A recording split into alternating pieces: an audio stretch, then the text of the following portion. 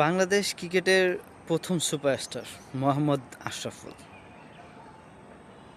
যিনি সাম্প্রতিক সময়ে বাংলাদেশে ব্যাটিং কোচের দায়িত্ব পেয়েছেন। আমার কাছে মনে হয় ফিক্সিংয়ের মতো আরও একটা কলঙ্কিত অধ্যায়ের মুখোমুখি হচ্ছেন মনে হচ্ছে আমার কাছে। এই কারণে মনে হচ্ছে আসলে তিনি কাদের শিখাবেন। বাংলাদেশ ক্রিকেটের সবচেয়ে বড় সমস্যা হচ্ছে যে ট্যালেন্টেড প্লেয়ার না পাওয়া। দেখেন, আমাদের দেশে কি ট্যালেন্ট নাই? অবশ্যই আছে, বাট হচ্ছে যে আমাদের দেশে জহুরির চোখ নাই।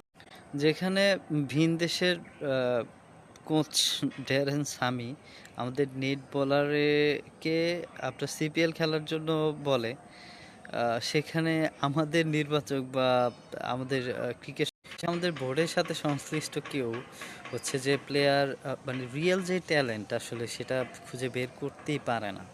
এখন আপনি যতই শিক্ষক বদলান, যতই বাহিরে থেকে ভালো কোচ আনেন, আসলে দিন শেষে সমস্যার জায়গায় থেকে যাবে, আসলে সমাধান হবে না।